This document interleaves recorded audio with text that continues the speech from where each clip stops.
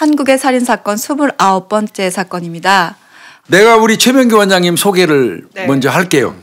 우리 최명기 원장님은 정신건강의학과 현직 의사님이시고 제가 보니까 같이 출연을 뉴스파이터니 뭐 각종 그 방송에서 몇 년 전부터 우리 최명기 원장님 모시고 제가 방송을 꽤 했어요. 그때마다 범죄 심리 관련돼서 또 범죄인 심리 관련돼 가지고 최명기 원장님이 많이 그 옆에서 하셨거든요. 네. 근데 제가 진짜 많이 배웠어요. 같이 방송하면서 최명기 원장님 이게 진짜 전문가는 다르구나. 그런 걸 내가 많이 느꼈던 그런 분이라서 정말 오늘 어렵게 진료 끝나고 바로 오십시오 했더니 지금 진료 끝나자마자 지금 바로 달려오셔서 앉게 되셨는데 오늘 이제 최명기 원장님을 모신 이유도 지금 최근에 일어나는 묻지마 범죄 과연 이 묻지마 범죄를 일으키는 인간들의 어떤 심리는 무엇이냐 이제 간단하게 얘기하면 그겁니다. 그래서 겸사해서 그런 부분을 다루려고 우리 김윤희 프로파일러가 여의도 광장 묻지마 살인 사건입니다. 사실은 그거. 네, 지금 어떻게 보면 여의도 광장 사건이라고 한다면 아마 최근에 2012년도에 있었던 사건을 그렇죠. 생각할 거예요. 근데 1991년도에 그러니까 엄청 오래됐어요. 네, 첫 번째 여의도 차량 질주 사건이 있었어요. 그게 사실은 거의 처음에 묻지마 살인 사건이라고 보면 될 거예요. 그래서 그 부분을 우리 최명기 원장님한테 좀 조언받고 앞으로도 종종 나와주시고요. 그래서 오늘 모시게 됐습니다. 그래서 오늘 많이 좀 얘기 좀 해주시고 우리 시청자분들이 이해 쏙쏙 될 수 있도록 잘 좀 부탁드립니다. 네, 열심히 하겠습니다. 예. 지금 여기 촬영하는 곳이 여의도입니다. 그러네요. 네, 1991년 10월 19일 날 오후에 지금 저희가 여의도 공원이라고 하는데 그때만 해도 여의도 광장이어서요. 지금 저희가 나무도 있고 막 이런 여의도를 보지만 그때는 진짜 아스팔트 딱 도로에 거기서 롤러브레이드라든지 옛날에는 롤러스케이트였죠. 아니면 자전거를 타고 그렇게 시민들이 지내던 그곳에 프라이드 차량, 흰색 차량 한 대가 돌진을 합니다. 그러면서 어린 아이들과 사람들을 치고 나서 시민들이 그 사이에 몰려드니까 그 사람이 내려서 한 명의 아이를 인질로 잡고 인질극을 벌이다가 결국은 잡힌 사건입니다. 중학교 1학년생 인질로 했죠. 네. 그럼요. 중학교 1학년생 인질로 했고 이름은 김용재고 만 20세. 그 범인의 그 나이가 만 20세에 불과해요. 그 친구가 훔친 프라이드 승용차를 타고 그때 여의도 광장에는 그 롤러 스케이트가 아니에요. 거의 자전거 탔어요. 맞습니다. 91년도에. 네. 자전거 타고 있는 아이들 이제 부모들이 애들 데리고 와서 자전거 타게 하고 잡아주고 뭐 이러면서 많았었어요. 지금 우리가 방송하고 있는 지금 이 건물 저 건너편 쪽이거든요. 거기로 무작위로 차가 밀고 댕기는 바람에 그때 아이가 2명 현장에서 즉사합니다. 네. 부상자는 자그마치 21명입니다. 네.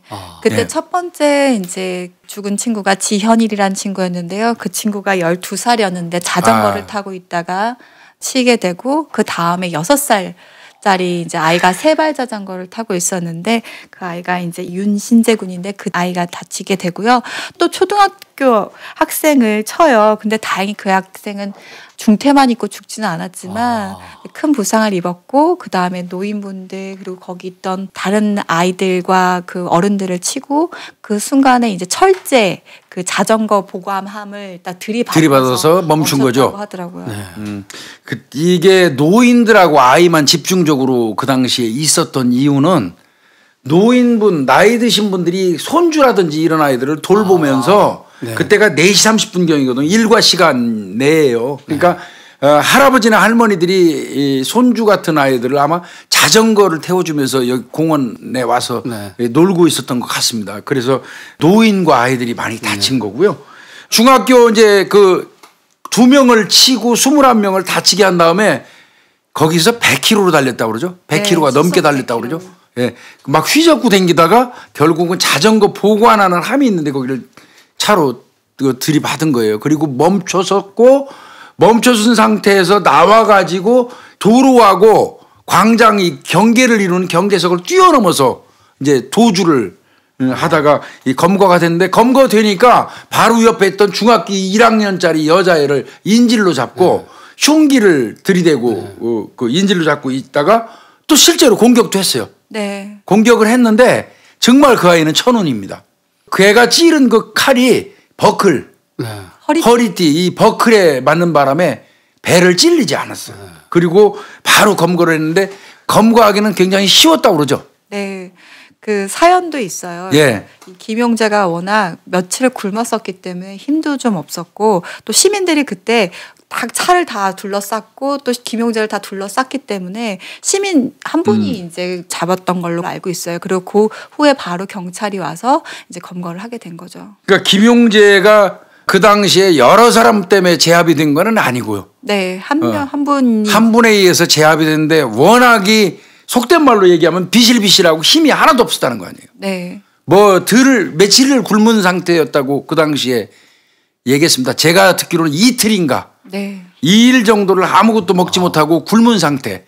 그 전에도 뭐 좀 많이 굶었고 영양 상태가 좋지는 않은 상태였는데요. 실제로 차량을 딱 돌진해서 철제 그 자전거함에 딱 부딪히다 보니까 문을 다 걸어 잠그고 아마 문을 걸어 잠갔었나 봐요. 그거 안 나가려고. 근데 시민들이 다 둘러싸고 막 유리창을 부시고 그러면서 이제 그 뛰어나와서 탈출하는 사이에 이제 인질 여중생을 잡고 위협을 했던 건데 인질 여중생애가 아마 빠져나가려고 하다 보니까 그때 이제 가해를 했던 것 같아요. 김용재는 제가 잠깐 설명을 드리면 청각장애 아버지하고 시각장애 어머니 사이에서 태어났습니다. 그런데 생활이 당연히 궁핍할 수밖에 없었고 굉장히 힘들게 살았어요. 그러다가 어머니가 급기야 여동생인가를 데리고 가출을 해버립니다. 어머니가. 그 바람에 김용재는 아버지 밑에서 살게 되고 청각장애 아버지 밑에서 그렇게 살면서 굉장히 학교도 제대로 못 다니게 되다가 초등학교 미처 중학교 들어가기 직전에 아버지가 농약을 먹고 또 청각장애 아버지가 농약을 먹고 자살을 해요. 천하의 고아가 돼버리죠. 근데 공교롭게도 모르겠습니다. 어머니의 시각장애 아버지의 청각장애 때문에 그런 건지 모르지만 그 부분은 뭐 의사 선생님이니까 더 잘 아시겠지만 이 사람 그 김용재도 눈이 형편없어 가지고요.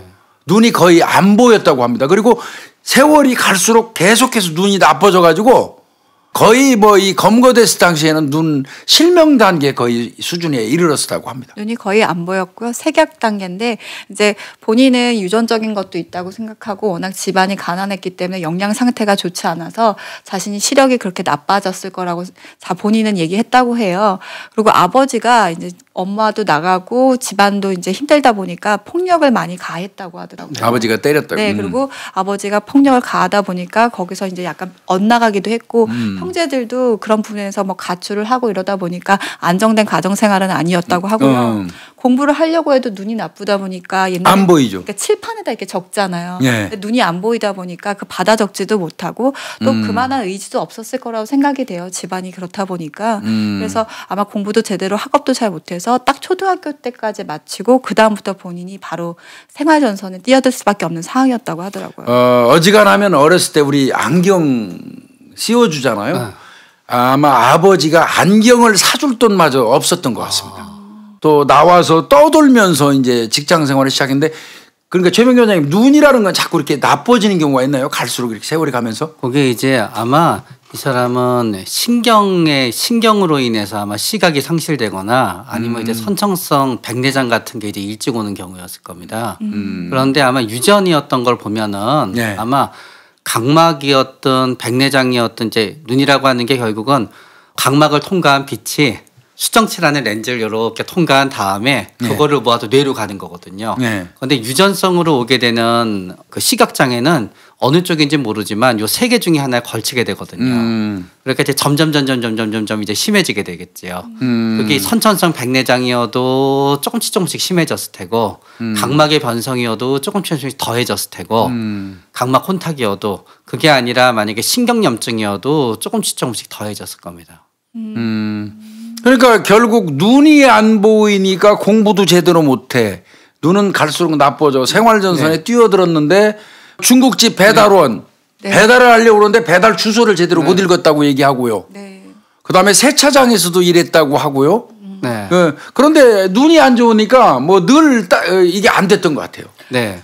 그런데 저는 굉장히 이상했었던 게 눈이 안 좋은데 어떻게 운전을 해서 살인을 했을까 하는 생각을 하게 되는데 그건 아마 밀집돼서 그런 것 같아요. 그리고 너무나게 밀집되어 있었으니까 가능한 거였던 것 같고요. 그러나 이 사람의 시력이 그렇게 안 좋았다 그러면은 주된 피해자가 아동인 거는 어쩌면은 아동을 겨냥했을 수도 있지만 사실은 아동이 빨리 못 달아나게 되니까 결과적으로 가장 뒤에 처져 있는 아동만 피하지 못했을 가능성이 조금 높다고 생각이 돼요. 처음에 이제 아동을 했다 그래서 저는 두 가지 가능성을 생각했거든요. 왜냐하면 이 사람이 굉장히 어렸을 때 본인이 받지 못했기 때문에 자신의 상실감이 있어서 뭔가 거기에 대한 부러움 때문에 아동을 대상으로 범죄를 했을 수도 있고 두 번째는 뭘 생각했냐 하면은 제대로 교육도 받지 못했고 지적장애가 있다고 생각하다가 보면은 본인이 어른들을 상대로는 범행을 못 저지르고 아동을 상대로 범죄를 저지르게 되거든요. 약한 상대. 네, 그래서 지적장애가 있지 않나 생각을 했는데 세 번째는 시각장애를 고려하게 되면은 아마 차로 했던 범죄에 아동이 피해가 된 거는 아동만 노리고 쫓아다녔다기보다는 이 사람의 시력이 그렇게 떨어져 있다 그러면은 결과적으로 달아나지 못한 아이들 자전거를 타고 있어서 부닥친 아이들 그러다가 보니까 왼발로 달아나는 아이들은 못 쫓아가고 자전거에 있던 아이들이 부닥친 것 같아요. 이제 그런 부분이 일단 생각이 들었고요. 그런 다음에 먼저 얘기해도 되는지 모르겠지만 이 김영재라는 사람이 우울증이 있었던 건 거의 틀림없는 것 같아요. 우울증. 네. 왜 그런가 하면은 그 아버지가 자살해서 사망했다는 거는 결국 그 아버지도 우울증이 있었을 거거든요. 그렇죠. 우리는 흔히 자살하게 되면은 굉장히 시리에 빠진 사람들이 절망으로 생각하게 되지만 사실은 자살의 성공률이 제일 높은 거는 욱하는 남자들이 훨씬 더 높습니다. 그런 걸 보면은 김영재도 우울증이 있었던 거는 맞는 것 같고요. 김영재가 그 전에 이틀을 굶었다는 것도 사실은 우울증인가 굉장히 반증합니다. 그게 무슨 관계가 있어요? 왜냐하면 우리가 우울증에 걸리게 되면 입맛이 떨어져요. 먹고 싶지가 않아요. 그래서 때때로 어떤 분들은 거식증이라고 하고 오는데 알고 보면 우울증인 경우도 많습니다. 그러니까 우울증에 걸리면 밥을 먹고 싶지가 않아요. 만약에 그렇게 우리가 우울증이 아닌 상태에서는 하루 정도 굶으면 훔쳐서라도 뭐를 먹든지 또 우울증이 아닐 때는 내가 굶게 되면은 뭔가 먹어야 되니까 구걸을 하든지 허드렛 일을 갖다 하게 되거든요. 근데 우울증일 때는 의욕이 떨어지기 때문에 아무 일도 못 하겠거든요. 그러니까 이제는 김영재가 이틀 동안 굶었다. 그 전에 몇 달을 일을 안 했다는 거는 본인이 더 심한 우울증이 있었다는 거로 의미하게 되는 것 같고요. 그런데 이제 아버지가 공격적이고 때려서 이렇게 됐냐는 이제 거기에는 아버지가 때려서 환경이 이런 것도 있지만 때리는 아버지의 뇌를 물려받았던 것도 있습니다. 그렇기 때문에 굉장히 공격적이었던 거지요. 근데 좀 더 앞서 나가게 되면은 그러면 김영재가 교도소에서 잘 지내는 건 왜 그랬냐? 진짜 그 사람이 착해서일 수도 있지만요. 그 사람의 시력이 너무 나빠서 교도소에서 나쁜 일을 할 수가 없었던 거예요. 그러니까 늘 안 보이니까 다른 재소자들한테 늘 당하고 그 얘기는 안 해주셨죠? 네, 아직 기회 얘기는 안 했는데. 청년기로 이 사람이 들어가면서 저는 이 부분이 아쉽기는 하더라고요. 청년기 들어가면서 무슨 경찰이 불신검문을 했는데 주머니에서 칼이 나왔어요. 그러다 보니까 강도 예비운모죄로 3개월간의 교도소 생활을 하고 다시 나오게 되거든요. 준비과정도 처벌하는 죄가 몇 가지 있거든요. 강도라든지 살인 같은 거. 이래서 그 강도 예비운모죄로 수감 생활하는데 교도소에서 굉장히 많이 당했다고 그래요. 네. 이 사람은. 그러니까 교도소에서 착하게 된 거는 본인의 심성이 바뀌어서일 수도 있지만 자기가 교도소에서는 어떻게 할 수가 없었던 거예요. 그러니까 세상에서 제일 불쌍하게 지냈던 거지요. 그러나 또 교도소의 장점은 있는데 동선이 분명하거든요. 그렇기 때문에 이분의 입장에서는 교도소에서 굉장히 지내는 게 안정감이 있었을 거예요. 만약에 시각장애인이 아니었다 그러면 교도소에서 지내는 게 엄청 답답했을 테지만 이분의 입장에서는 한정된 공간 안에 있어서 교도소 생활이 굉장히 본인이 이제 편한 그런 부분도 상당히 있었겠지요. 갑자기 이제 수감 생활로 뛰어서 죄송해요. 저 때문에 미안해요. 전혀 원장님. 네, 이제 뭐 에피소드 몇 가지를 얘기한다면 이 사람이 잡히고 나서 나는 시각장애 때문에 실직을 하고 내가 너무 고통스럽고 사회가 나 이렇게 만든 것에 대해서 복수하고 싶었다라고 얘기를 했어요. 네. 네. 근데 살아온 스토리를 그러면서 본인이 몇 가지를 이제 얘기를 하는데 실제로 그렇게 좀 가난하고 자기가 다 돈을 벌어서 해야 되는 상황이었잖아요. 그래서 뭐 중국 배달원 뭐 다 해도 세차장 뭐 다 근데 핑계라고 얘기도 할 수 있지만 시력 때문에 너무 힘들었다는 거예요. 근데 이 입장도 이해가 되는 게요. 공장을 가면은 잔실수를 하게 되면 이게 나중에 재고라든지 이런 문제가 너무 많이 발생을 하니까 이 사람 하나로 인해서 손해가 너무 막심해지는 거예요. 이게 착착착 시스템대로 못 굴러가는 거지. 네, 그러니까 뭘 하나 틀어지면은 이게 돈이 너무 많이 드니까 사람들이 봐주고 싶어도 봐줄 수가 없는 상황들이 계속 되니까 이제 해고를 하게 되는데 본인이 이제 그렇게 얘기하죠. 난 내가 뭐 태어날 때부터 눈이 나빴고 눈 나쁜 건 내가 죄냐. 내가 눈 나쁜 걸 좀 기다려주면 안 되냐 이런 식의 그 얘기들을 많이 했어요. 그러다 결정적인 게 이 사람이 좀 편한 직업이 하나 있었대요. 바로 인사하는 삐끼였대요. 삐끼. 나이트클럽 가면 이렇게 인사만 하면 되는 거. 인사만 하는 거. 근데 그 자기 인사만 하면 되잖아요. 그래서 되게 잘했었는데 하필이면 그때 사장이 딱 들어왔는데 손님인 줄 알고 어서 옵시오 한 거예요. 그러니까 그 나이트클럽 사장이 어디 소경을 갖다가 저기다 세워놓냐고 제가 당장 해고시키라고 이제 그런 게 있었대요. 내가 눈이 나빠도 할 수 있는 일이 있다고 생각을 했는데 막상 누군가를 알아보지 못했기 때문에 자기한테 계속 그런 일들이 생긴 거죠. 근데 사실 강도 예비 음모 말고도 이 사람이 그렇게 뭐 질이 좋다라고 얘기할 수는 없는 게 강도, 절도, 방화 이런 자잘구레한 사건들은 분명히 있었어요. 그러니까 전과가 많은 사람이에요. 네. 그러니까 이제 문제 해결 능력도 굉장히 떨어지는 거예요. 왜냐하면 1991년도가 굉장히 옛날이긴 하지만 1991년도에도 아마 의료보호 대상자는 있었을 거예요. 예를 들어서. 그렇기 때문에 어떤 의미에서 김용재의 가장 커다란 불행은 엄마가 없대는 데부터 나오기 시작했었던 것 같아요. 엄마가 집을 나가버렸거든요. 네, 만약에 똑같은 상황이었더라도 엄마가 있었으면은 엄마가 이 사람을 데리고 시각장애인 학교에 가려고 했었든지 간에 아니면 시각장애인이 있는 어떤 시각장애인들면 고아원에 가셨든지 간에 이 사람의 부족한 사회적 문제를 어떤 엄마가 해결해 줄 수 있었을 텐데 엄마가 없어지게 되면서 시각장애인이라도 살아갈 수 있는 방법을 찾을 수도 있는 길도 있었고 시각장애인이 할 수 없는 노동에 도전할 수밖에 없는데 두 번째 방법밖에 모르는 거지 다른 문제 해결이 하나도 없었던 것 같고요. 그런 다음에 똑같은 시각장애인이고 어렵긴 했지만 이 사람이 그러다가 보니까 공격적인 성격과 그걸 있다가 보니까 남들의 입장에서 도와주고 싶은 사람도 아니었던 거예요. 이게, 타인의 입장에서는 네, 이게 참 묘한 게 똑같은 장애를 입은 입장에서 이게 장애를 입으면 누구한테 의존해야 되잖아요. 그럼 부탁해야 되잖아요. 웃으면서 부탁을 잘하는 사람이 갖게 되는 사회적 자원이란 게 엄청나고 그거를 못하는 사람이 갖게 되는 자원이란 게 뺏기는 자원이 엄청난데 이 사람은 또 그런 점에 있어서 남의 도움을 끌어내지 못하는 성격이었던 것 같아요. 그 엄마 얘기는 들었어요. 네. 이 사람이 이 사건을 일으키고 난 다음에 경찰에 검거돼 가지고 나한테 엄마만 있었어도 내가 이렇게 되지 않았 오늘날 김용재가 이렇게 되지 않았다는 말은 했습니다. 맞습니다. 네. 그러니까 참 이렇게 불행한 범죄를 보다가 보면은 나쁜 엄마가 있냐 좋은 엄마가 있냐를 떠나서 엄마가 없으면은 이렇게 장애에 이런 공격적인 성향을 입고 사람들과 친화력이 없는 사람은 배견할 수 있는 방법이 이 시대에는 너무너무 없었던 것 같아요. 그러니까 김용재는 할 수 있는 방법은 그러니까 그 삐끼 같은 것도 안 되고 결국은 공장이나 배달원이나 아니면 세차장에서 일해야 되는데 자, 배달원은 주소를 읽을 수가 없기 때문에 못했다고 그러고 바로 쫓겨났다고 그러고요. 중국집 그 배달. 세차장 상당히 세심하게 봐야 돼요. 눈 안 보이면 세차 제대로 못합니다. 그러니까 어차피 안 되고 공장에서는 김용재는 별명이 부딪히는 사람이었어요. 그렇죠. 늘 공장에 있는 뭐 물건에 부딪히면서 부수고 엎고 만들어 놓은 일을 틀어지게 만들고 하다 보니까 얼마 안 돼서 바로바로 이 그 해고가 돼버리는 이제 그런 현상이 있었고 그러면 이 사람이 어디 오갈 데도 없고 먹고 살 길이 사실은 없었던 거죠.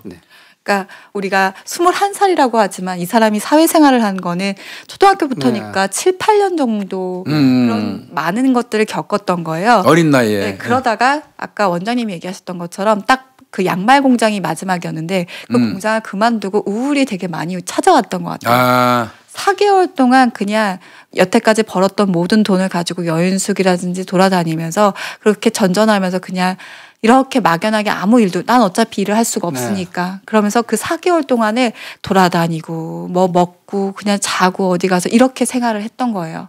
그러다가 범행 발생 이틀 전에 이제 범행을 결심하면서 프라이드 차를 그 양말 공장 마지막으로 해고당한 양말 공장 화곡동. 네. 거기 지금 우리가 보기엔 프라이드가 별거 아니지만 그때는 시정이었다고 하더라고요. 그러면 91년도 프라이드. 네. 그래서 해고 전에 무슨 마음이었는지는 잘 모르겠지만 그 차키를 사장 차키를 목살을 해서 갖고 있었대요. 네. 그러다가 범행 전 이틀 전에 이렇게 전봇대에서 숨어 있다가 공장에서 이렇게 숨어 있다가 그 차만 이제 훔쳐가지고 와서 이제 이틀 동안은 그냥 이게 돌아다니거나 아마 근데 기름도 없었고 돈도 없어서 많이 돌아다니지도 않고 이렇게 있다가 이제 여의도에 질주를 했던 거라고 하더라고요. 그게 이중 복수였던 거예요. 하나는 우리는 뒤에 여의도에서 질주한 것만 사회적 복수를 생각하지만 차를 훔친 것도 사장에 대한 복수였던 거예요. 거기부터 복수였던 거예요. 자기를 해고한 사장에 대한 복수. 네, 그래가지고 그거는 이제 차를 훔쳐서 그거로 일단은 사장한테 1차적인 복수를 갖다 한 거고요.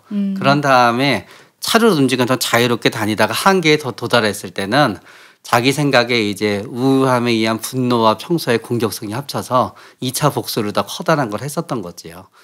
만약에 이 사람이 차를 몰고 속도를 내다가 사람들한테 사고를 내기 전에 진짜 교통사고를 냈다 그러면 진짜 차라리 더 나았을 수도 있지요.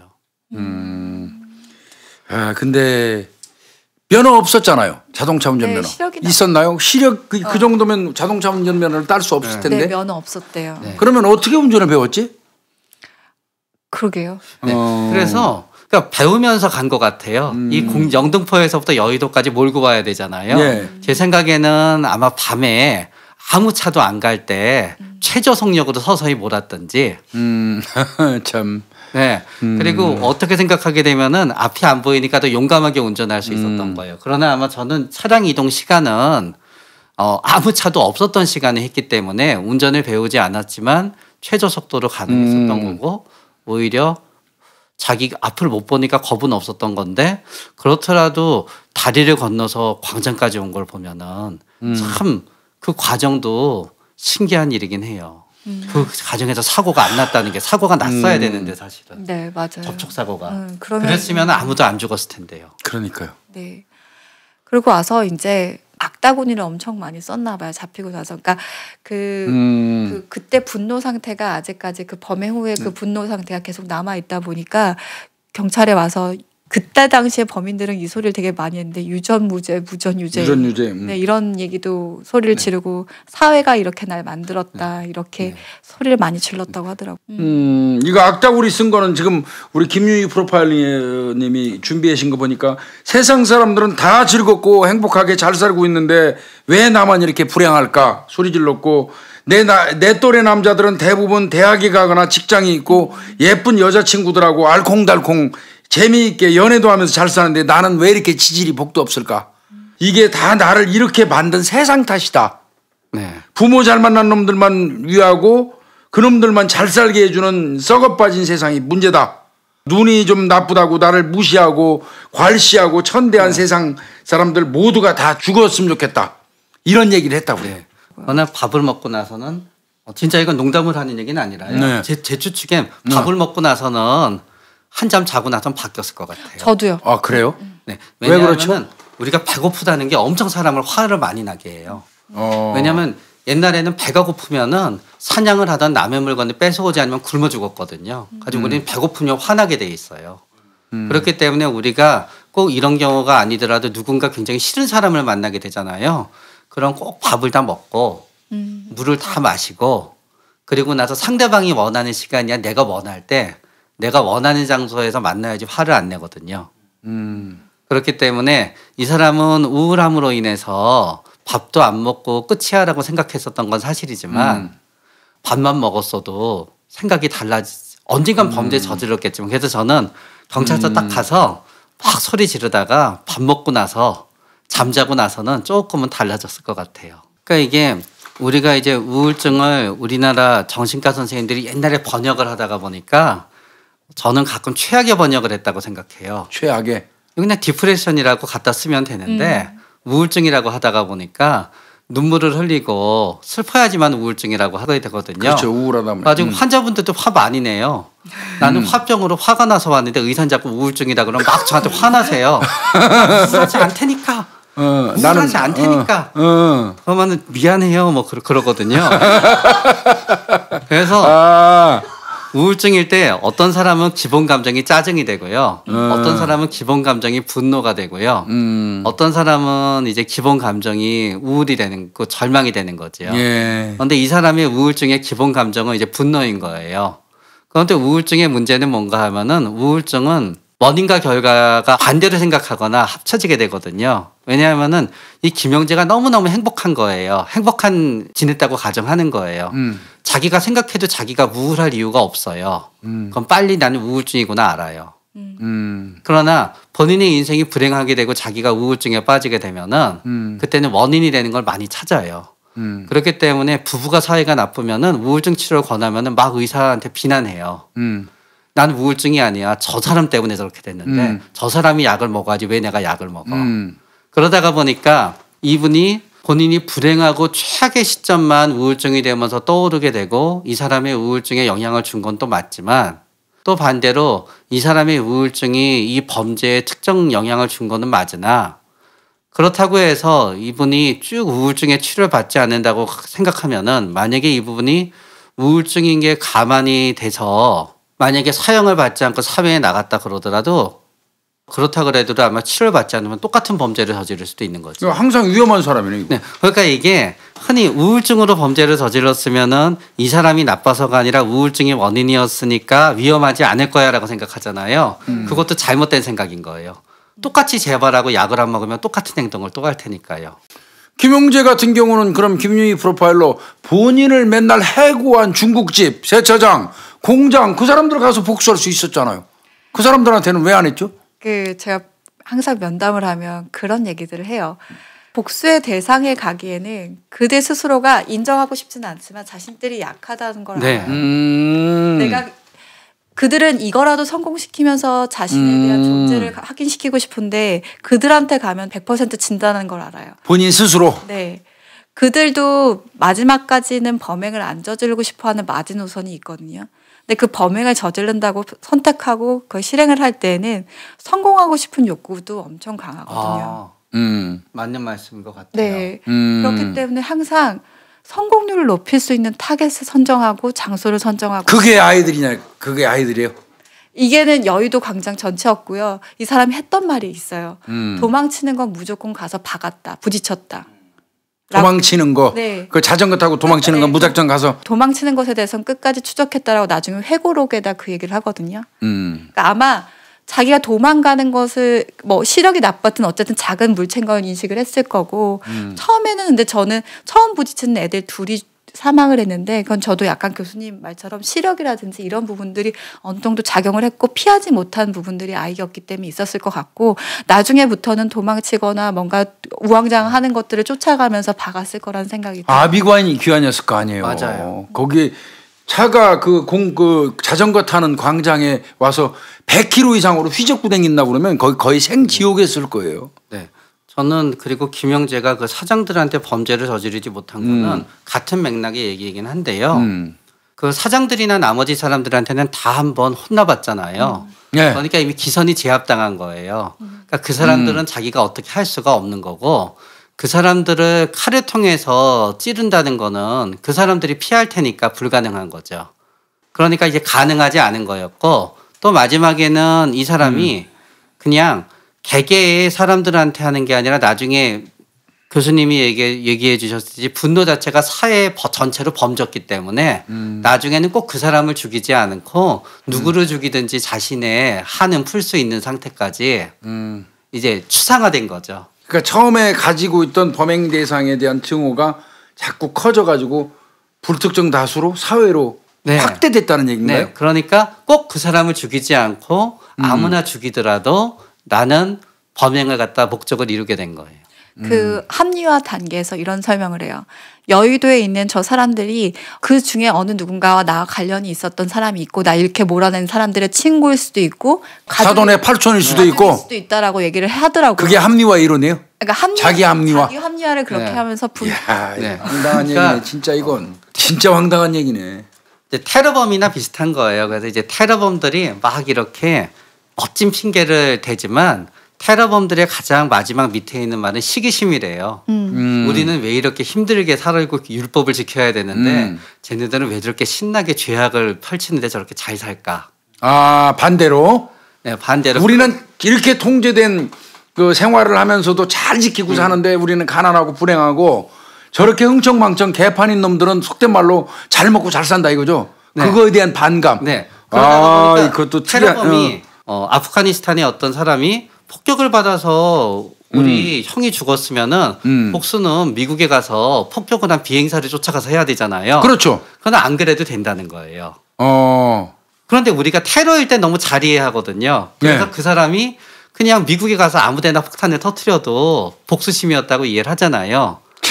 김영재도 비슷하게 어떤 의미에서 요새 고독한 늑대들이 테러를 저지른다고 하듯이 일종의 이 사람도 테러였던 거예요. 자생적 테러. 본인 스스로. 네, 그러니까 꼭 자기는 어차피 자생적 테러고 메시지를 전하고 싶었기 때문에 꼭 본인은 그 자신을 갖다 괴롭힌 사람을 죽이지 않아도 되었던 거예요. 일종의 테러인 거죠. 본인은 그런 생각을 가지고 했지만 아마 첫 번째 그 현장에서 즉사한 아이는 초등학교 5학년 그 학생이고 그 다음에 죽은 애가 세발 자전거 타던 6살 먹은 아이잖아요. 네. 그 두 사람은 현장에서 뭐 아야 소리도 못하고 즉사하는 그런 현상이 일어났고 아까 얘기한 것처럼요. 인질로 잡았던 여학생은 운이 좋아서 버클에 칼이 닿는 바람에 사망 안 한 거. 그러니까 그것도 눈이 나빠서 그런 것 같아요. 내가 보기에는. 그리고 나머지 사람들은 또 굉장히 중상 정도를 입힌 것 같아요. 뭐 200m 이상 막 휘젓고 댕겼다 그러니까 아비규 아니었을 겁니다, 이게. 그래서 참 이거는 김영재를 그때 만약에 못 잡았다면 또 이거 상당히 심각했을 것 같다는 생각은 들어요. 계속 범행하고 다녔을까요? 그렇게 하고. 네. 일단 자기가 원하는 공격을 마구잡이로 해치우고 난 이후에도 만약에 검거가 안 되면 또 다른 데 가서 동일한 행동을 또 한다는 거예요? 동일한 행동을 아까 보여줬잖아요. 왜냐하면 차로 차량을 범행이 하고 달아나면 그냥 달아났어야 되는데 여학생을 상대로 추가 범죄를 저지르려다가 본인이 잡히게 됐잖아요. 그것도 하나의 또 다른 범죄로 보는 거예요? 네. 같은 맥락이긴 하지만 차량으로 불특정 다수를 갖다 살해하고 그런 다음에 도피를 했으면 그냥 도피를 해야 되는 건데 도피를 한 게 아니라 또다시 범행을 저질렀듯이 아마 이 사람은 그 순간에 범행을 멈추지 못했을 거라고 생각이 돼요. 그러면 그 길로 가서 계속 할 뻔했네요, 사실은. 네. 그리고 이 사람이 도주를 했다가 며칠 있다가 다시 범행을 저지르는 않았을 거라도 그 순간에는 일단은 쫙 올라간 크레센도에서 내려오지는 못했을 것 같아요. 네. 그런데다가 이 사건이 이제 나중에 사형 선고를 받고 나중에 항소를 하고 뭐 상고를 하더라도 사형이 되는데 그 배경에는 워낙 이런 배경도 있지만 이 사건 이틀 전에 대구 나이트클럽에서 방화 사건으로 16명이 있는데 그러네. 91년도면은 이 사건 직전에 대구에서 큰 사건 터졌어요. 맞아요. 그때도 묻지마 살인이었고 맞습니다. 방화였거든요. 그래서 16명이 사망한 사건이 있고 나서 이틀 후에 또 이 사건이 나다 보니까 국민들에게 굉장히 충격을 많이 줬던 사건이고 우리나라에 그런 사건들이 그렇게 90년대 그 전에는 그렇게 없다가 이렇게 발생을 하다 보니까 그 사건에 대한 본보기라고 할 수는 없죠. 사실 이게 정당한 판단이긴 한데 그때 사형 선고가 내려져요. 근데 저희가 얘기하겠지만 이 사형 선고를 냈을 때 사형을 시키지 말라라고 탄원서를 냈던 사람이 김수환 추기경하고 또 한 사람 그 피해자 6살 신용재 군의 그 할머니였어요. 사형을 시키지 말라. 네. 합의를 해주신 거네요. 네. 합의를 넘어서서 탄원서까지 써주신 거네. 왜 그랬죠? 근데 그 할머니가 그 김용재가 벌벌벌벌 떨고 있는 걸 보면서 어떻게 보면 이 김용재를 이렇게 만든 건 우리 사회의 모두 탓이 아닐까라는 생각을 했대요. 근데 카톨릭 신자이시기도 했지만 어떻게 보면 마음이 조금 뭐 용서를 어떻게 할 수 있을까라는 생각을 하지만 만나서 그 김용재가 떠는 모습을 보면서 그렇게 했다고 하세요. 더욱이 그 김용재가 나중에 그 회고 그 책을 내는데 이제 마지막 사형수라는 책을 내게 되는데 거기 이런 내용이 있더라고요. 눈이 안 좋다 보니까 이제 그 시력 때문에 이런 실직을 하고 이런 사연이 있어서 이렇게 범행을 저질렀다고 이제 할머니분은 생각을 하셨나 봐요. 그래서 손수 와서 안경을 맞춰 주셨대요. 근데 그 김용재 말로는 어차피 안경으로도 해결될 문제가 아니었는데 본인이 그냥 그 안경을 맞춰주는 것에 너무 감사하고 그래서 그냥 그 안경을 썼다라는 글이 있더라고요. 그러니까 사실 김용재의 범죄에 대해서는 우리가 뭐 용서한다 만다 말할 수는 없지만 그런 사연이 있었다라는 얘기가 있더라고요. 저는 일단 그 할머니의 마음에 대해서 생각해 놓고 보면은 일단은 그 몇 가지의 기전이 있을 수 있는 것 같아요. 첫 번째는 우리가 이제 반동 형성이라는 심리 기전이 있는데요. 뭔가 하면은 미운 아이 떡 하나 더 준다는 심리 기제예요. 그러니까 이 사람이 미워 죽겠으니까 반대로 미워 죽겠는데 죽일 수는 없거든요. 그러니까 그거를 내가 죽일 수는 없다는 거죠, 그러니까. 그러니까 극복해야 되잖아요. 그러니까 미워 죽겠는데 그 미워 죽겠는 마음을 없애지 않으면 내가 죽으니까 차라리 미워 죽겠는 마음만 굉장히 강하게 용서를 하는 거예요. 그게 가능해요, 사람이?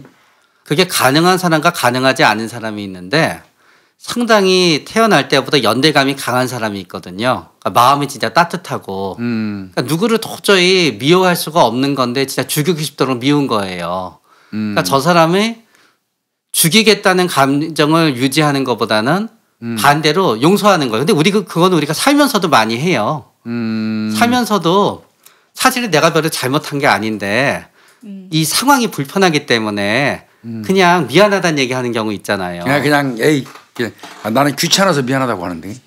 그러니까 긴장 상태를 못 견디기 때문에 할머니는 적극적인 용서를 해서 자신의 어떤 그거를 끝내고자 하는 것도 있고 어차피 손주가 죽었잖아요. 그런데 결국 손주와 관계되어 있는 김용재도 죽으면은 진짜 다 죽어버리는 거거든요. 그러니까 관계가 있는 김용재가 살아있으면은 손주도 어느 정도 내 마음에서 같이 살아있는 거예요. 이 사건이 종료가 안 되는 거예요. 종료되기를 원치 않는 거예요, 그럼 그 사람들은? 그런 마음도 좀 있는 거죠. 아, 이거 어렵네, 나. 죄송해요. 네. 그렇기 때문에 만약에 할머니가 진짜 본인이 용서를 하면은 김용재가 풀려나왔으면 안 그러셨을 수도 있어요. 아, 풀려나지는 못한다는 건 알고 있죠. 그거는 알고 있죠. 그렇기 때문에 결국 뭔가 하면은 너는 내 가족을 죽였지만 나는 너를 용서했으니까 내가 너를 이긴 거야. 용서로서 이기는 거예요. 근데 그건 사실 성경에서 많이 얘기하는 거거든요. 그래서 이 할머니 분이 김용재랑 그 성경 구절을 이렇게 같이 읽었다고 하더라고요. 그 사랑에 대한 부분에 대해서 읽었다고 얘기를 하고요. 사실 그 원장님이 얘기하셨던 부분이 제가 조금 이해가 되는 부분이 할아버지죠. 할아버지가 화병으로 나중에 이것 때문에 돌아가세요. 돌아가시고 할머니 때문에? 아니. 할머니 때문에가 아니라 손주 일 때문에. 아니 근데 방금 물어보실 때도 할머니가 김용재를 용서한다 그러니까 그거를 보다가 너무 속이 상해서 그래 할아버지도 화병 날 수 나는 그 얘기예요. 그 얘기예요. 제가 자세한 건 모르겠어요. 그래서 그게 화병일 수도 있는데 어쨌든 할아버지가 나중에 그걸로 돌아가시고 그다음에 손주의 엄마죠. 그러니까 며느리 분도 암으로 죽어요. 그러다 보니까 이 자기 집안에 대한 그 관련돼 있던 많은 사람들이 죽음에 이르게 되는 건 사실 죽음을 계속 경험하게 되신 거예요. 네, 그러면서 어떤 의미에서 김용재가 굉장히 그 중요한 애착 대상이 되어버린 거예요. 유사 가족이 되어버린 거죠. 그래서 김용재를 착하고 천국에 갈 수 있는 사람으로 바꿔놔야 되는 거예요. 나는 어려워요. 미국의 연쇄살인범 그 게리 리치웨이라는 사람이 여성들을 그 여러 명 그 살해했거든요. 그때도 그 마지막 희생자 어머니가 게리 리치웨이를 용서합니다. 네.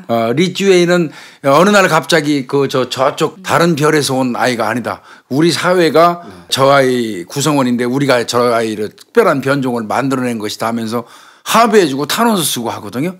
그래서 사실 그래서 게리 리치웨이가 사형은 안 당하죠. 네. 그거하고 같은 맥락일까요? 그럼 이것도 달라요. 그거는 연쇄살인범이었어요. 근데 그거는 뭔가 하면은 자기의 아이의 죽음이 이 사회에 뭔가 영향을 끼치게 해서 결국은 메시지로 살아남게 하고자 하는 거였던 것 같아요.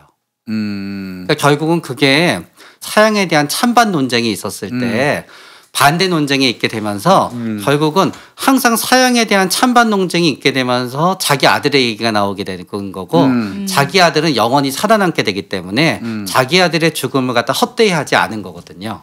그 정도로 생각을 했을까요? 그 엄마가? 우리가 그게 있어요. 인지하는 부분과 무의식적인 부분들이 있거든요. 그러니까 그것들을 내가 머릿속으로 인지하거나 그걸 명확하게 내가 그래라고 인지하지 못하더라도 내 마음 안에 무의식 중에서는 그런 부분들이 작용을 하거든요. 오늘 심리 어렵네요. 나는 상당히 어려워. 이런 스토리도 있대요. 뭐 김용재가 그 이제 나중에 교도소로 와서 자기가 진짜 인간이 됐다라고 얘기를 했다고 하고 들어오는 재소자들한테 뭐 거부하는 사람도 있었을 텐데 뭐 빌기라도 해서 그 들어오는 재소자들의 발을 항상 다 씻겨줬다고 해요. 김용재가? 네, 그러면서 자기 죄를 제한다고 해야 되나요? 그것도 성경에 나오는 구절 같은데. 그런데 그거는 또 김용재 입장에선 자기가 굉장히 자기를 낮추는 것 같지만 본인을 굉장히 특별한 사람으로 만드는 거로 방어한 것 같아요. 결국 김용재는 제가 보기에는 진정한 죄책감을 느끼지 않았어요. 그런데 김용재는 그 얘기는 했잖아요. 자기가 평생 동안 정해진 시간에 잠 한 번 못 잡았는데 교도소에 수감되자마자 비로소 사람 대접을 받아봤다는 얘기는 했잖아요. 그거는 어떻게 생각하세요? 그거는 어떤 의미에서는 교도소에 있으면서 하루 세끼 밥을 먹어서 사람 대접을 받을 수도 있었지만 결국은 김용재의 마음속에 있는 끝없이 한번 싸워보고자 하는 분노 같은 게 더 이상 통하지 않는 세상에 들어오게 되니까 본인의 마음이 바뀌어서 그럴 수도 있어요. 범죄자들이 예를 들어서 감옥 안에 들어오면 나쁜 짓을 못 하잖아요. 그렇죠. 그러니까 그럴듯해 보이잖아요. 밖에 내놓으면 똑같게 되잖아요. 맞아요. 김용재가 바뀐 것도 김용재가 죄를 뉘우쳐서가 아니라 교도소에 들어왔으니까 바뀐 게 전 더 크다고 생각해요. 그러니까 거기에서는 뭐 자기가 뭘 하고 싶어도 할 수 없는 그런 어떤 환경이기 때문에 스스로 바꿔버린다는 거죠. 네. 그러니까 김용재도 여기에서는 화도 내지 못하고 아무것도 못하고 그러나 뭔가 특별하게 해야 되니까 그거를 발 씻는 거로 생각해낸 거예요. 참나 이거. 근데 왜 어떤 부분에서 죄책감을 못 느꼈다라는 말씀을 하시는 거예요? 죄책감은 계속 괴로워야지 죄책감인 거예요. 아니 본인이 행복하다 그러는데 무슨 죄책감을 느껴요. 내가 괴로워서 죽고 싶어야지 죄책감인 거고 자꾸 자살하고 싶다 그래서 그 안에서 목매달고 그런 다음에 죽은 사람들한테 미안해서 사람들 죽은 날마다 악몽을 꿀고 사람들이 야 너는 우리를 원상복구 못 시켜 그러니까 그러면 제가 최대한 고통스럽게 죽을게요. 이게 죄책감인 거지. 맨날 저는 이 안에 와서 사람 됐어요 떠들고 있으면 그게 무슨 죄책감이에요. 그러네. 그거는 이미 행복하게 된 건데. 그러네. 그러니까 진정 이 사람의 죄책감은 피해자들이 괴로워할 정도로 이 사람이 괴로워해야지 죄책감을 느끼고 있는 건데 죄책감을 못 느끼니까 굉장히 행복하게 살았죠. 그러니까 우리가 맨날 얘기하는 유영철이 뭐 이 지금 사형받은 새끼들 교도소 안에 있는 새끼들 말이에요. 맨날 허리가 아프다 두통이 왔다 감기 걸렸다 병원에 맨날 그 교도소 내 의무실 가서 들어놓여 있고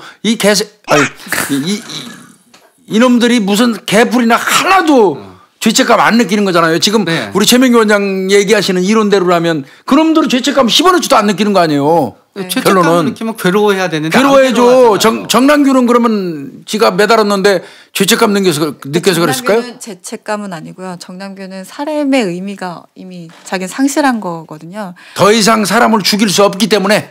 예, 정남규는 잡혔던 순간에 난 이제 살 의미가 없다고 했는데 진짜 눈을 보니까 진짜 그랬어요. 그러니까 살기라는 게 분명히 있는데 살기 있어요. 네, 근데 체념한 듯한 분명히 표정도 있더라고요. 근데 제가 봤을 때 뭐 죄책감이나 이런 것들이 아니라 그냥 이제 자기의 삶의 미션 같은 것들이 없는 거예요. 그래서 2년 정도 아마 제가 교도소에 있다가 자살한 걸로 알고 있거든요. 근데 이제 그 정남규로 지금 잠깐 했는데 정남규가 자살한 이유는 또 딴 얘기도 있어요. 정남규가 사람을 죽인 거에 대해서 밖에서 여론이 엄청나게 일었어요. 사형제도 집행하자 다시 사형 이거 집행해야 된다고 저도 생각하는데요. 다시 사형제도 집행하는 거 부활하자고 밖에 여론이 막 팽배했어요. 정남규가 그게 두려워서 자살했다는 말도 있어요. 사실은 지는 막 사람 마구잡이로 죽였지만 정말 지는 넥타이 공장 가는 거 두려웠던 거예요. 그런 말도 있었지. 근데 나는 그게 더 합리적이라고 봐요. 무슨 뭐 사람을 죽이다가 이제 검거가 돼서 더 이상 죽이는 맛이 안 남으니까 마지막으로 나를 죽임으로써 나의 욕구를 해소했다 뭐 이런 말을 하는데 나는 그거는 아니라고 봅니다. 정남규의 일대기를 이렇게 따라오다 보면 어느 순간 뭔가 삶의 의욕이라고 해야 되나? 삶의 이유를 찾았던 순간이 범죄를 저지르면서 발전시켜 나가고 자기가 이런 수법들을 개발해 나갈 때였던 것 같아요. 근데 그것들을 더 이상 할 수 없다라는 게 본인은 재미거리를 잃어버린 거잖아요. 삶의 쾌락이라든지 이런 부분들이 자기한테 사라졌기 때문에 저는 자살을 선택한 거라고 생각을 하고. 그렇죠. 그런 실망감이죠. 네. 살인 욕구를 더 이상 채울 수 없기 때문에 나를 죽임으로써 살인 욕구를 채웠다. 그거는 나는 너무 드라마틱하고 너무 앞서간 것 같고. 정남규는 우리가 최명규 원장님 우리가 정남규는 아직 안 했어요. 네. 유영철이는 1, 2, 3부에 걸쳐서 하고 정남규는 지금 사실은 하려고 준비 중인데 하려고 그러면 이상하게 이런 사건이 뻥뻥 터지고 해가지고 근데 솔직히 금방 감 잡으셨겠지만 지금 우리가 어떻게 보면 원조 묻지마라고 인식되어 있는 사건 물론 이거보다 훨씬 이전 묻지마가 있어요. 묻지마라는 말은 사실 쓰면 안 됩니다. 알 수 없는 원인에 의한 범죄라고 일반적으로 얘기하는 게 맞아요. 학계에서는 이상동기 범죄라고. 이상동기 범죄?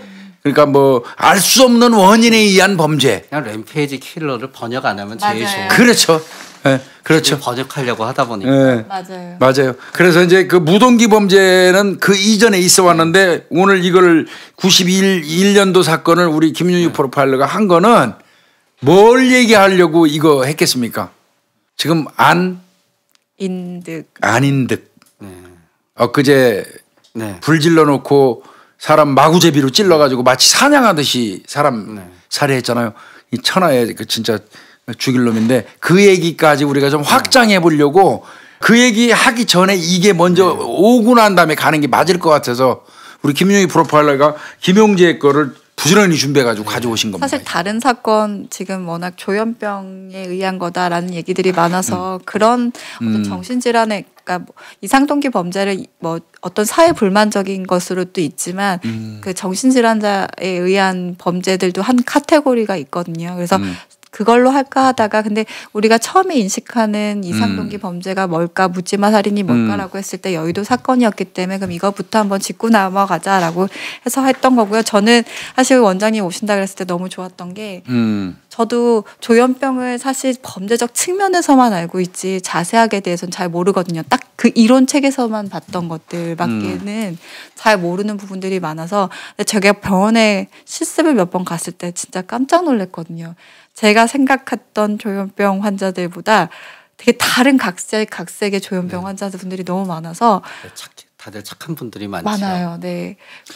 그 망상의 종류에 따라서도 되게 다른 조현병이 있고 진짜 고무줄 하나 제가 선물해 드린 적이 있었어요. 머리 묶어주려고 그러니까 그때는 이제 병동에 그 격리되어 있는 분들도 있지만 아닌 분들은 이제 개방병동에 있었는데 갔더니 그 고무줄 하나가 너무 좋아서 그걸 갖고 그냥 계속 장난을 치시면서 그 소녀 같은 모습이 저는 되게 저한테 놀라운 거였거든요. 근데 그러면 우리 김윤희 프로파일러는 상당히 그 천사 같은 그 조현병 환자를 본 것 같은데. 아니요. 근데 제가 지금 반전을 했던 게 그러다가 순간적으로 감정이 확 변하셔가지고 저도 왜 그랬는지 모르겠는데 그 갑자기 고무줄을 막 찢으시더라고요. 저는 그 순간 이게 정말 그 뭔가 변화가 없었거든요. 뭐 행동이라든지 상황적인 거 없었는데. 그러니까 상황적 요인이 없었는데. 네, 갑자기 변해가지고 그때 좀 깜짝 놀래가지고 그때 이 병이 뭐지? 환청 들리셨을 거예요 아마. 환청. 네, 갑자기 환청이 들리면은 확 바뀌거든요. 내가 일선에서 기억하는 폐쇄병동 환자. 네. 특별한 사건 때문에 그 사람을 만나러 접견하러 가는데 거기서 제가 벌은 돈이 한 100억 될 거예요. 아, 돈을 줬군요. 네, 갈 때마다 부르더라고요. 야, 키 큰 놈 이리 와봐. 거기 앉아 계신 분이 그분은 볼펜 한 자루하고 이 종이 수첩 같은 거 들고 있더라고요. 내가 그 사람을 조사하러 간 건 아닌데 조현병 환자고 폐쇄병동에 있지만 그 사람을 만나야 될 내가 이유가 있어서 그분을 만나러 조사를 몇 번 갔어요. 저쪽 그 경기 북부 지역에도 폐쇄병동 아실 겁니다. 많아요. 제가 근무하던 곳에 있어서 몇 번을 들어갔는데 내가 들어가면 꼭 불러요. 나. 야, 너 키 큰 놈 이리 와보라고 불러요. 그거 다투기 뭐 하니까 가면은 딱 얼굴 보고 금 10억 원 해가지고 딱 해서 대통령 해갖고 딱 사인해서 찢어서 줘요. 네. 그 내가 한 열을 받아갖고 한 100억 벌었어요. 그런 분도 있더라고요. 네. 그분은 그 일과가 저 폐쇄병동안에서 자기한테 마음에 드는 사람들은 막 그냥 10억, 네. 50억 막 써주는 모양인데 또 그거 받으려고 줄 서 있는 사람들도 있더라고요. 그 내부에서. 과대망상을 갖고 계신 분이셨습니다. 아, 그런 사람들이. 네.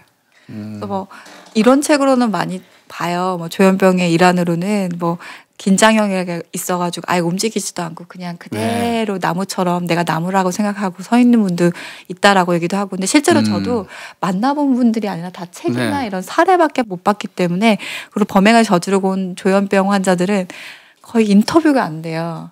안인대기도 그렇지 같은 그래요. 경우는 그나마 아마 말 많이 하고 있는 거죠. 네, 하고 있는 거예요. 실제로 그 자기 딸을 토막살인했던 그 조현병 환자분이 오셨는데 인터뷰를 해야 되는데 이게 왔다 갔다 너무 반복을 하니까 아이가 아직 살아있는 걸로 인지를 해요. 그러다 보니까 인터뷰 자체가 안 됐고 또 그 다음에 이제 정신분열이 진짜 묻지마 살인이었거든. 가다 목을 찌른 그 조현병 환자가 있었는데 그분하고도 대화하는데 자기 얘기만 망상 얘기하면서 악마 얘기만 하다 보니까 이게 인터뷰 자체가 안 돼요. 그러다 보니까 아무것도 이끌어낼 수가 없으니까 지금 뭐 프로파일러들이 몇 명이 투입이 3명이 투입됐다고 그러는데 지금 건져낸 게 아무것도 없어요. 네, 그래서 저도 오늘 그래서 원장님 오신다 그래가지고 네. 좀 듣고 싶어요. 그러면 일단은 뭐 우리 시청자분들이 안인득이 관련돼서는 사건 개요는 다 알 거예요.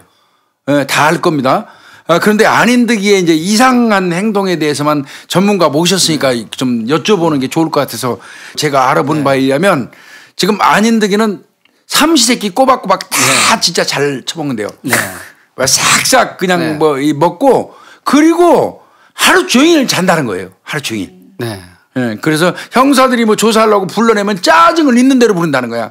잠자기 때문에. 그래서 이거는 밥 세 끼 다 처먹고 콜콜 잠을 자는 이유가 뭘까요? 일단은 이제 몇 가지 가능성이 있는데요. 첫 번째는 그 사람은 자기 지백과 관계되어 있는 망상이나 환청이 많았던 것 같아요. 그래서 뭐 층간소음 문제도 층간소음이 아니라 아마 환청이었을 가능성이 높아요.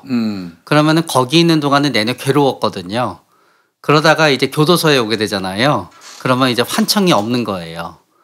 그리고 거기서 벗어났으니까 망상도 없고 또 본인이 복수를 했으니까 본인의 입장에선 굉장히 현재 그 집에 만족스러운 거예요? 있었어도 편한 상태라는 거죠.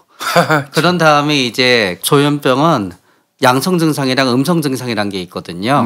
근데 양성 증상은 뭔가 하면은 막 환청 들리고 사람들이 자기 괴롭힌다 그러고 그게 이제 양성 증상이면은 음성 증상은 양성 증상이 사라지고 나서 나타나게 되는데요. 그냥 아무것도 안 해요. 하루 종일. 지금 음성 증상인 거예요? 네, 그러니까 음성 증상이 두드러지고 있어서 일단은 그럴 수도 있고요. 그런 다음에는 조현병은 인지 기능에도 일정 부분 영향을 주거든요. 그러니까 보통 사람 같으면 계속 미래를 생각하잖아요. 이렇게 되면 저렇게 되고 저렇게 되면 사형이 되고 얼마나 아플까. 그런 걸 별로 생각을 안 하는 거예요, 이제. 그래서 좀 굉장히 역설적이긴 하지만 그 사람은 지금 굉장히 어떤 의미에서 집에 있었을 때보다 자극이 굉장히 줄어들어 있는 본인은 편한 상태에 있는 거예요. 역설적으로 따지면 오히려 치료를 좀 하고 병식이 생기면 그때부터 좀 괴로울 거. 그때부터 괴롭기 시작해요. 그러니까 어떤 면에서 보면 정신질환 어떤 조현병에 의해서 큰 범죄를 저지른 사람들 물론 뭐 본심은 아니지만은요. 그런 사람들은 차라리 정신이 돌아온 다음에 양심의 가책을 느끼게 해주는 게 그 사람에 대한 처벌이라는 말도 있기는 해요. 네. 그런데 이제 안인득을 보면은 저는 이런 생각은 해봐요. 안인득이 조현병이 아니었다 하더라도 살인을 저지르지 않았을까. 아 그래요? 저는 이런 생각을 해봐요. 왜냐하면은 조현병을 다 치료한 사람이 의사가 생각하기에도 전혀 아무런 증상이 없는데도 살인을 저지르는 경우도 있거든요. 그러면은 그 사람은 감경 사유가 안 돼요. 증세가 없었으니까. 근데 그런 경우에는 역설적으로 그 사람은 조현병이 아니어도 살인을 저지른 거지. 그 사람이 조현병은 있었지만 조현병이어서 살인을 저지른 건 아니잖아요. 사실은 이제 조현병이 있으면은 오히려 내가 누구한테 잘못한 것 같아서 눈치를 보아서 밖에 안 나오는 사람이 더 많거든요. 그런 걸 놓고 보면은 이 사람은 뭔가 병전, 성격 같은 것 자체가 굉장히 좀 충동적이고 조절이 안 될 가능성이 높다고 생각이 돼요. 본인은 가난 때문에 본인이 학교를 잘 나오지 못했다 그러지만 결국은 그것도 공부 잘하고 말 잘 들으면 학교 졸업했겠지요. 그런데 일단은 병전 성격이 그렇고요. 또 우리가 사진 한두 장만 갖고 얘기해서는 안 되지만 안인득의 과거 사전 보면은 선글라스 끼고 막 그렇게 약간 충동적인 모습이 보이는 것도 있잖아요. 그렇기 때문에 안인득 같은 경우에는 조현병 이어서 범행을 저질렀다기보다는 피해망상이 생겼을 때 공격적으로 반응하게 되는 부분은 조현병과 관계없는 그 사람이 어떤 범죄 성향이 있었을 가능성이 있다고 전과 많이 있잖아요. 네, 전과도 뭐 절도도 있고 강도도 있고라고 알고 있고요. 저는 정말 원장님 말에 딱 동의를 하는 게 어떤 현상이 똑같이 벌어지더라도 그 사람의 성격과 성향의 기질에 따라서 반응하는 게 달라지잖아요.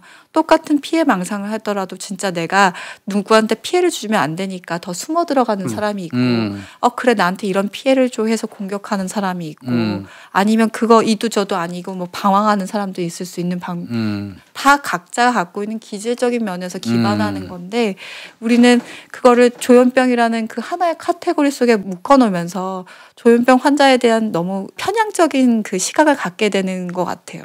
우리도 그 조현병이 걸렸다고 반드시 범죄자가 되는 것도 아니고 퍼센테이지가 압도적으로 높은 것도 아닌데 잘못하면 그런 부분은 굉장히 우려스럽기는 해요.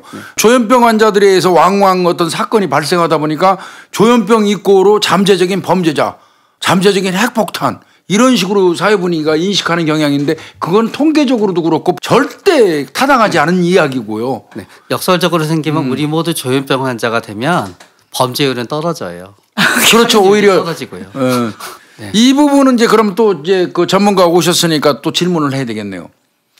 조현병인 걸로 아직 감정 결과는 나오지 않았습니다. 앞으로 이제 경찰에서 송치하고 하면 공주 치료감호소, 지금은 공주 치료감호소라고 안 부르고 국립법무병원이라고 부릅니다. 국립법무병원으로 보내서 정신감정 의뢰를 할 거예요. 하는데 그 이전에 이제 만약에 그게 이제 확실히 그 조현병으로 이제 판단된다고 치고요. 네. 조현병인 사람이 한 두세 달 전에 미리 범행하기 위해서 칼을 2자루 사다 놨어요. 준비했어요, 집에. 그 다음에 사건 당일날 셀프 주유소 가서 휘발유 사왔어요. 그리고 실제로 신문지에다 불 붙여갖고 화재 일으켰습니다. 그리고 그 흉기 들고 목 지키게 했어요. 마치 그 사냥하는 것처럼. 엘리베이터 타러 내려오는 사람들 딱 가서 기다리고 있잖아요. 그리고 그 중에서 노약자나 여성, 약한 사람만 집중적으로 공격을 했는데 그것도 전부 급소예요. 목 부위나 이런 곳이거든요.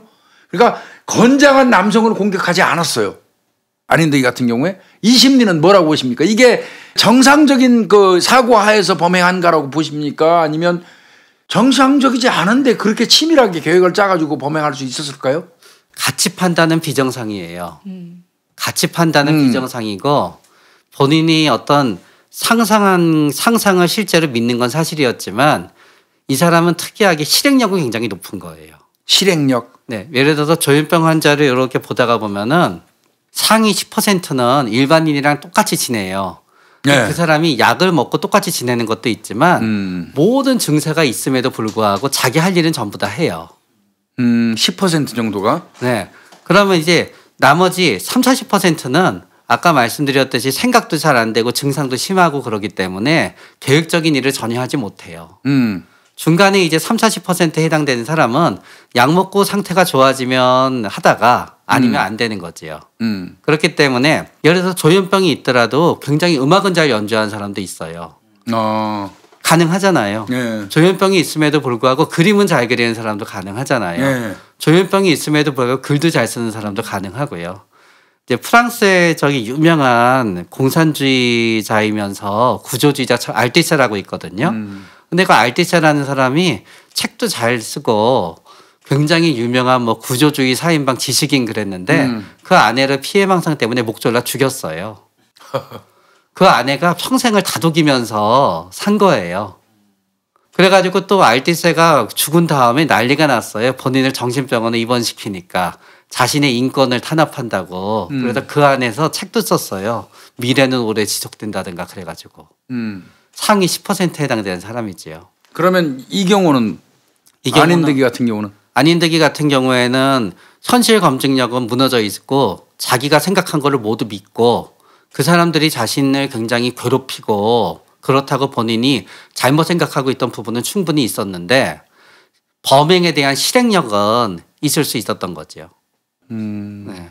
그러니까 이 사람은 사형당해야 되는 게 맞는 거예요. 그러니까 이 사람이 해당되는 부분에 아까 말씀드렸듯이 이 사람 그래서 제가 받는 느낌이 이 사람이 조현병이 아니었다 해서 이 사람이 과연 착하게 지냈을까 생각해 놓고 보면은 이 사람은 조현병이 아니었었더라도 사고 칠 사람이라는 거죠. 네.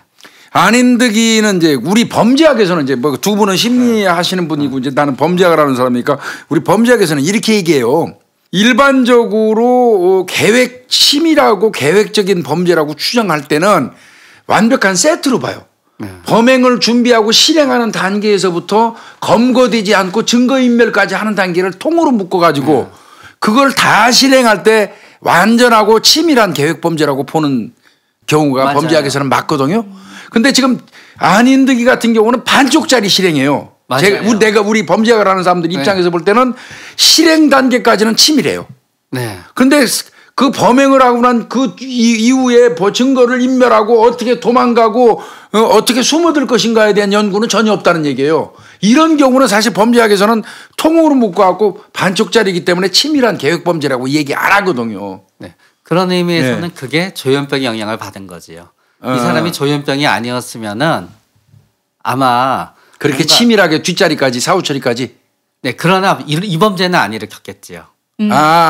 조현병이 아니었으면 환청과 망상이 없었으니까 아무 이유 없이 이러는 건 안 했겠지만 절도를 하든 뭐를 하든지 간에 그때는 치밀하게 양쪽에 다 있는 사람이에요.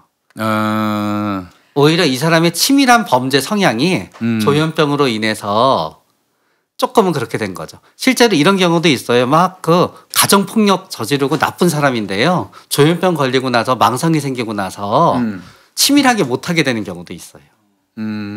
그러나 사고는 쳐요. 병동 안에서. 참나 지금 프로파일러가 3명이나 붙어서 안인득이 지금 하고 있는데 그 3명의 프로파일러가 도대체 종잡을 수가 없는 모양이에요. 지금 뭐 얘기하냐면 안인득이는 이거 일부러 그러는 것 같다는 생각도 얼핏 들긴 하는데 부정부패 단속 좀 해라. 세상에 부정부패가 얼마나 많은 줄 아냐. 부정부패 단속 좀 해라. 지사건 그 조사하는 그 프로파일러한테 부정부패 단속해라. 그다음에 국정농단 세력이 나를 괴롭힌다. 그다음에 자기는 어렸을 때 중고등학교 다닐 때 약한 친구들을 위해서 싸웠다. 그다음에 나는 돈 벌어서 폐지 줍는 할머니한테 간식 사주는 사람이다. 그러니까 범행 동기에 대해서 프로파일러들이 접근해가지고 뭘 알아내려고 애를 쓰는데 계속 개똥 찢는 소리만 하는 거예요. 그러니까 그거를 우리가 정신과 용어로는 연상의 이완이라 그래요. 연상의 이완. 네, 그러니까 어소시에이션이 연결돼야 되거든요. 바꿔 말하면은 이게 목적지향적 답이 가능하냐는 거예요. 그런데 조현병 환자분들은 물어보게 되면은 목적지향적 답을 못하고 엉뚱한 얘기를 해요. 그러니까 이제 딴 얘기. 네, 그러니까 자기 하고 싶은 얘기만 해요. 그런데 그게 일부러 딴 얘기를 하는 게 아니라 질문이 우리가 그걸 작동기억이라고 하거든요. 누가 딱 질문하면 그게 작동기억으로 딱 남아야 되잖아요. 그러니까 작동기억은 뭔가 하면은 순간포착 카메라 CCTV 같은 거예요. 그러니까 전부 다 인간은 일단 작동기억이 남아요. 뭐든지 보고 들은 거. 그러면 그때 집중력이 마법가루처럼 차르르 부러지게 되면 그 집중력이 장기 기억을 만나요. 그러면서 이어지게 되거든요. 근데 조현병 환자 같은 경우에는 집중력도 약간 망가져 있는 부분이 있고 작동기억도 약간은 망가져 있는 거예요. 그러니까 질문해도 딴소리해요. 그렇기 때문에 조현병 환자분들을 대상으로 할 때는 그렇게 오래 얘기하는 것 자체가 좋지 않아요. 그러면 우리 프로파일러들 지금 그러니까 그렇기 때문에 제가 만났을 때 잘했던 거는 그들이 말하는 걸 그냥 적었어요. 다 적거나 그냥 무슨 얘기를 하건 적는다. 적거나 녹음을 하거나. 근데 그들도 포커스가 돼서 이야기를 할 수 있는 부분들이 있어요. 그러니까 자기가 집중적으로 기억하고 자기가 집중적으로 어떤 포커스를 맞추는 부분들이 있더라고요. 그래서 그 조현병 엄마 같은 경우는 그 아이에 대한 그 네. 어떤 감정이라든지 아이에 대한 정서 부분들에 대해서는 자기가 설명할 수 있는 부분들이 많았거든요. 그래서 그런 부분들이나 아니면 자기가 아이 낳기 전이었던 것 같아. 그 기억에 대한 것들은 또 있더라고요. 그런 부분들을 그냥 이렇게 물어봐서 그것들이 대답할 수 있는 부분 안에서 최대한 우리가 정리를 했었거든요. 그래도 저는 안인득 정도는 자기 걸 설명할 수 있고 하는 조현병, 그러니까 어떻게 보면은 인지 능력이 살아 있거든요. 행동력도 있고. 근데 제가 만났던 조현병 환자들은 대체로 우울하고 가치가 와가지고 이게 정말 감정 자체를 컨트롤이 안 되는 게 많이 만났어요. 그래서 실제로 어떤 분들은 본인이 한 범죄를 기억하지 못해요. 네. 근데 지금 얘는 아닌데 다 기억하고 얘는 다 기억할 텐데 잘못했다고 얘기도 하잖아요. 네, 그러니까 아닌데는 기억할 텐데 아까 봤던 자기 아이를 그랬던 그 엄마 같은 경우에는 아마 자기 범죄를 기억하지 못할 거예요. 나중에도 어쩌면은. 그건 기억하는 순간 지옥이죠. 근데 그 얘기를 하다 보면서 이거는 그 사람 얘기 워딩은 아니었는데 순간 이 아이가 태어나면서 행복했던 것 부분을 자기는 증폭시켜서 기억하려고 하는 노력이 있었지만 자기 무의식 중에는 그게 되게 공포였고 악마라고 느껴졌던 부분이었던 것 같아요. 그래서 이 아이를 죽여야만 자기가 뭔가 그 해방될 수 있다라는 것들이 있었던 것 같아요. 그래서 아이를 살해했는데 그 부분조차 아이를 그걸 기억을 지워버리고 자기는 또 그 생각의 것들을 긍정적인 부분만 가지고 가는 거예요. 그런 점에서 안인득은 되게 현재는 편리한 뇌를 갖고 있는 거예요. 그 마음대로 자기한테 편리한. 네네네. 왜 살해 동기를 물어보거나 그러면은 안인득이 조현병 환자가 아니면은 살인 동기를 물어봤는데 동문서답을 하기가 힘들거든요. 그렇죠. 근데 원래 연상의 이한이 있으니까 동문서답을 하기가 좀 나은 거예요. 그리고 동문서답을 하면서 그래도 동문서답의 방향은 내가 그렇게 나쁜 사람이 아니다. 그 얘기더라고요. 동문서답을 계속 하는 거예요. 그러니까 내가 그렇게 나쁜 사람이 아니라는 표시가 어렸을 때 약한 아이들을 도와줬고, 네 맞아요. 폐지 줍는 할머니를 내가 간식 사줬다는 걸 자꾸 강조하는 거예요. 네. 그러니까 이제 안인득과 면담을 하기 위해서는 안인득의 편을 들어줘야 돼요. 예를 들어서 당신이 괜히 이럴 사람이 아닌데, 야 폐지도 줍고 이러고 너 진짜 좋은 사람이잖아. 그러면 너 진짜 사람들이 너한테 나쁘게 해서 이랬겠네. 절대 오해하지 마세요. 네, 그럼요. 그럼 이제 안인득이 한 얘기하는 거예요. 그러면은 소리 들리는 것 중에 제일 시끄러운 소리가 누구였니? 물어보면 안인득이 얘기해요. 그러니까 아이 소리가 제일 시끄러웠지. 걔가 뭐라 그랬어? 그러면은 이제 맨날 나보고 뭐라고 욕하고 그랬어. 야, 너 되게 힘들었겠다, 야. 그럼 또 그 사람 말고 자면은 밤새 중얼중얼 떠들던 사람들 누구 있었어? 그러면 누구도 있었고 누구도 있었지. 얘기하게 돼서 완전히 그 사람의 편이 되어줘서 그 사람 얘기가 다 맞는다고 하면서 야 그러면은 너 진짜 오래 잘 참았겠다. 아닌도 맞아 잘 참았죠. 뭐 그러니까 우리한테 다 얘기해야 돼. 나는 전부 너 믿어. 그래야지 네가 억울한 사정을 갖다 알아야지 그런 일이 있게 돼. 그리고 너 아까 얘기했듯이 이렇게 억울하게 된 거는 이거 다 이런 잘못된 사회 때문에 네가 거기 살게 된 거잖아. 그러니까 너 같은 사람이 안 나오려 그러면은 네가 그 동네에서 당했던 피해를 나한테 다 얘기해 줘야 돼. 이런 식으로 가야 되는 거죠. 뭐. 그게 살해 동기가 되는 거거든요. 그 사람의 피해의식과 피해망상이. 안인득이를 좀 신문하면서 그건 좀 참고 우리 최명기 원장님 지금 얘기하신 거는 우리 사건을 보면 반드시 참고해야 될 것 같고요. 그러면 또 질문 또 있어요. 네. 안인득이가 내가 볼 때는 그런 것 같습니다. 4층에 거주했잖아요. 네. 그리고 위에 5층이에요. 요번에 그 피해 당해서 우리를 가슴 아프게 한 게 그 위층에 그 눈이 잘 안 보이는 18살 네. 고등학생이잖아요. 5층이에요. 안인득이 바로 위에 층이에요. 그런데 이게 복도식 아파트다 보니까 쭉 이어지면서 코실이 다 있었던 것 같아요. 네.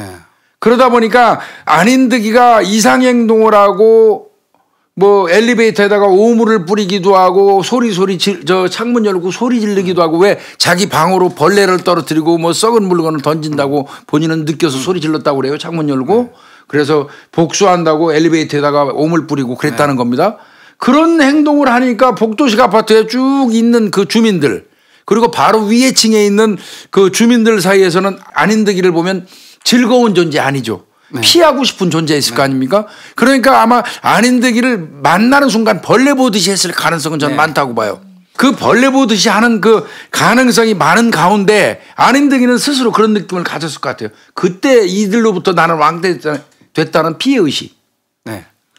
그 피해의식이 느껴졌고 그게 서서히 공격성으로 발현될 때 뭔가 경고를 보내야 되는데 이 대상들한테 그중에 만만했던 게 내가 볼 때는 위층에 있는 18살 여학생이 아니었나 싶거든요.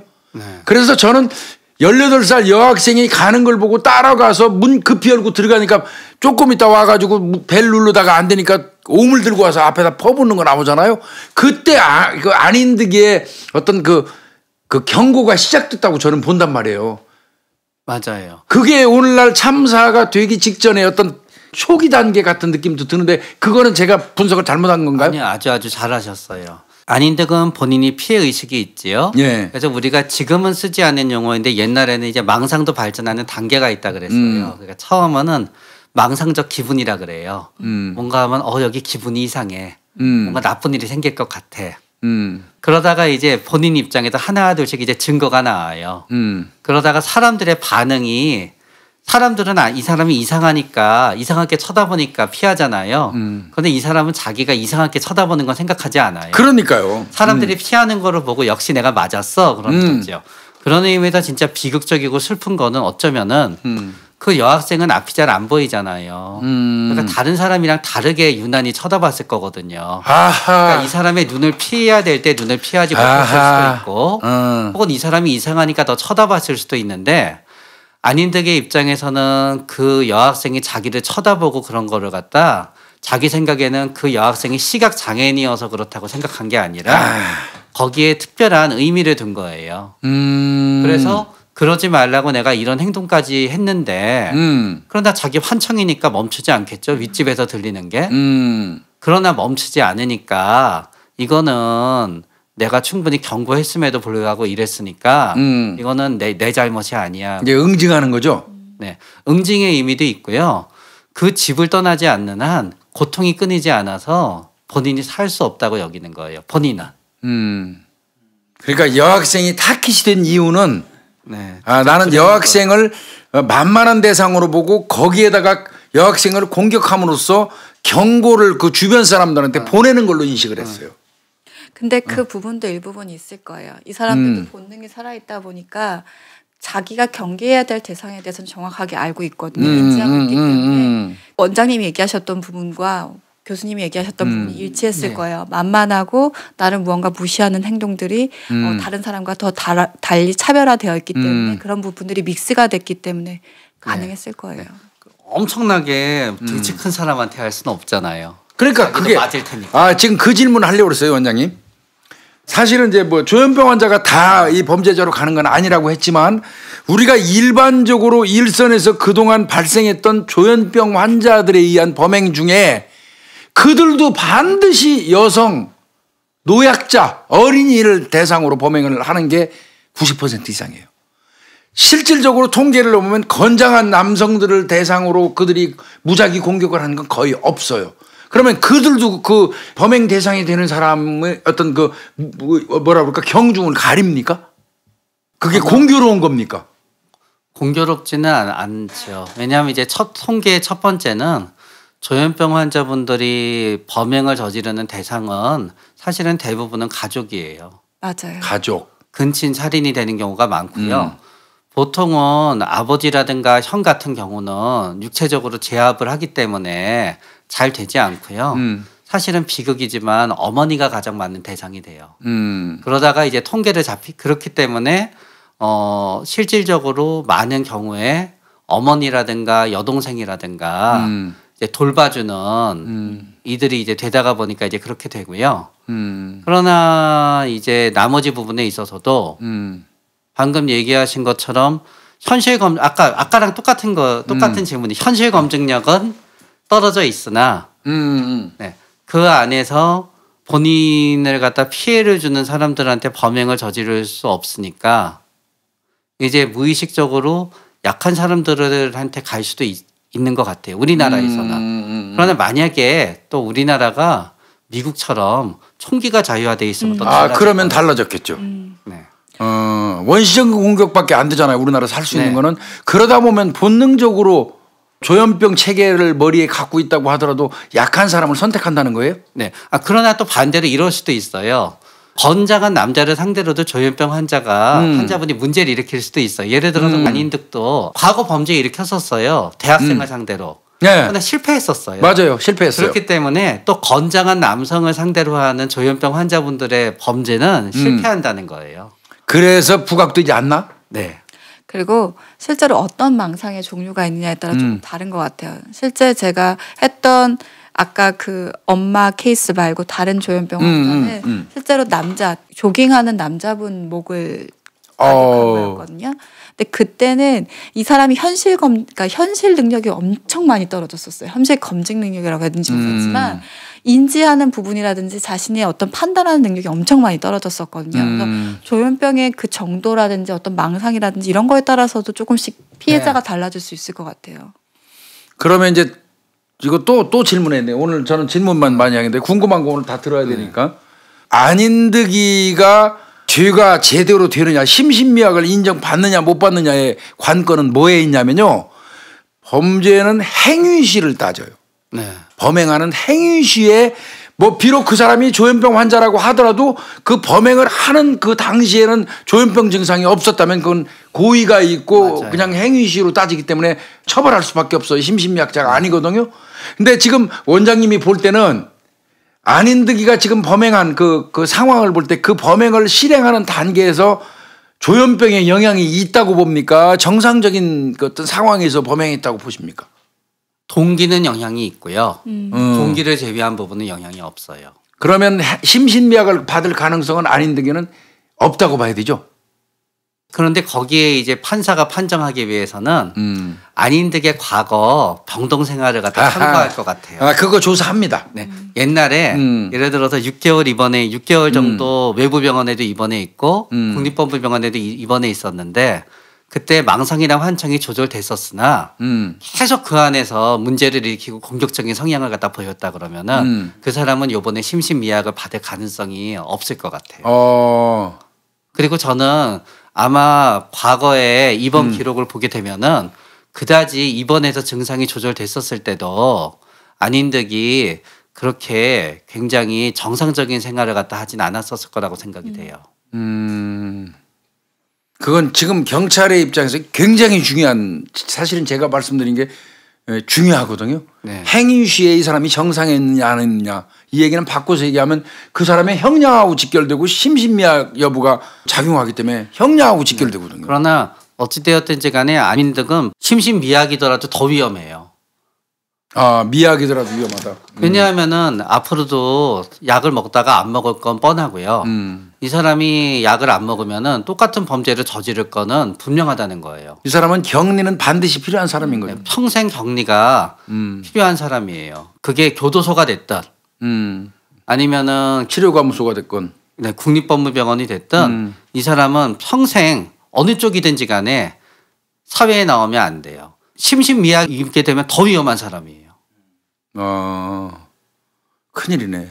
그러니까 어떤 설명안에서 가끔 저도 이런 질문을 받는데 저 사람이 조현병인데 심신미약이냐 행동시에 아니냐라고 얘기하는데 대답하기가 되게 애매한 게 스펙트럼 상에서 있기 때문에 이게 딱 어느 시점에서 행동시에 이게 심신미약이다 아니다라고 할 수가 없는 사실 게 그건 그럴 것 같아요. 네, 이 사람 자체 행동 안에 이미 그 기저에는 조현병이라는 게 있기 때문에 이거 하나 뭐 이 행동을 딱 떨어서 아니냐 아니냐 판단을 하기가 되게 애매한데 근데 그런 부분들을 사실 지금 그 재판이나 그 저희 사법 시스템 안에서 그런 부분들이 고려되지 않은 상태에서 그 딱 행위 시점만을 바라보면서 그게 맞아 안 맞아라고 물어보니까 그렇게 판단을 하니까. 네. 그래서 이 사람은 국립법무병원에 가더라도 무기치료를 받아야 되고요. 무기치료. 네. 그런 다음에 교도소로 가더라도 살인이 없는 현재에서는 무기징역을 받아야 돼요. 무기가 돼야 되는 거지 무기에서 조금이라도 빠지면 안 돼요. 그러니까 결국 그 사람은 우리들과 같이 동일한 어떤 세상에서 살아가서는 안 된다는 거잖아요. 네. 다분히 격리돼야 된다는 거죠. 네. 그래 아닌 듯 같은 경우는 이제 조만간 검찰로 송치가 될 겁니다. 그러면 이제 뭐 재판 과정이 주목이 좀 될 텐데요. 분명한 거는 아닌 듯으로부터 희생당한 그분들 5분이죠. 네. 그 5분들은 진짜 억울한 죽음인 거 명백하고요. 또 그 다치신 분들도 더 이상 뭐 더 큰 피해가 안 나야 되겠죠. 우리가 이제 그 얘기 하는데 이제 그 얘기를 하면서 제가 하나 좀 여쭤볼 게 또 있어요. 네. 오늘 그 우리 최명기 원장님 그 모셔다 놓고 질문할 수 있는 건 다 해야 돼요. 뭐 또 뭐 또 오시라고 하면 안 올 수도 있으니까. 지금 이제 우리 시스템이 어떻게 돼 있냐면요. 이제 이 시스템 구조적인 조현병 환자에 대한 어떤 그 처리 관련된 시스템을 제가 좀 질문하고 싶어요. 고위험 정신질환자들이 퇴원을 할 때는 그 진료했던 병원에서 원래는 그 지역에 있는 그 이 정신건강센터 즉 말하면 보건소 그걸로 명단을 통보하도록 돼 있거든요. 근데 의무는 아니에요. 그 환자의 가족이나 본인의 동의를 득하고 치료했던 기록 그걸 통보를 보건소로 해주잖아요. 네. 근데 이제 아닌 듯 같은 경우는 지가 본인이 거부해가지고 그 명단이 안 갔어요. 네. 그러니까 지역 정신건강센터로 즉 말하면 보건소로 안 갔거든요. 이 부분에 대해서 이거 어떻게 좀 하면 좋을 것 같아요. 이 정신건강복지법 이거 바꿔야 되지 않습니까? 환자의 동의를 받거나 가족의 동의를 받아서 명단을 통보해주고 안 해주고 하는 이 시스템이 맞나요? 어떻게 생각하세요? 뭐 이쪽 분야의 전문가시니까. 그게 외래치료 명령제인데요. 네. 일단은 그런데 사실은 통보가 됐다 하더라도 큰 차이가 있지는 않을 거예요. 왜냐하게 되면은 통보가 된다 하더라도 이게 외래 치료가 잘 되고 있는지 안 되고 있는지를 갖다 누군가 가서 이제 확인을 해볼 수 있는 인력이 있지는 않게 되거든요. 그러니까 그냥 아닌 듯의 경우에는 실질적으로 가장 작동이 안 됐었던 거는 뭔가 하게 되면은 일단은 문제가 생기기 전에 잘 관리하는 것도 필요하지만 사실은 문제가 생겼을 때 해결할 수 있는 방법을 찾는 것도 필요하거든요. 그렇죠. 그랬을 때 정신건강복지법상에 있어서는 이런 문제에 틀림없이 해결할 수 있게끔 되어 있긴 해요. 시군구청장의 입원이라는 게 되어 있고 경찰이 안인득을 봤었을 때 안인득이 문제가 있다고 생각하면은 안인득을 데리고 보건소로 가서 보건소에 있는 정신요원한테 보여주고 해도 되고. 그건 불가능합니다.